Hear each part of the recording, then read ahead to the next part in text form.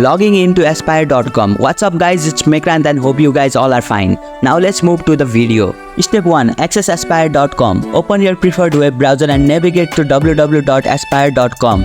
Step 2. Locate the login section on the aspire.com homepage. Look for the login or sign in button typically located at the top right corner. Step 3. Enter your email address or username.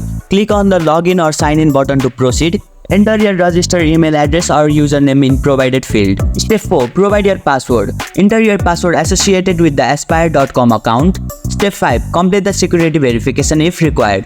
For enhanced security, you may be prompted to complete a security verification process, such as entering a one-time verification code sent to your registered email or phone number. Step 6. Access your account. After successfully completing the verification, click on the login or submit button to access your aspire.com account dashboard. By following this straightforward step, you can easily log into aspire.com account and utilize its financial solution tailored to your needs. If this video was helpful, give us a thumbs up and hit the subscribe button for future contents. Until then, bye bye.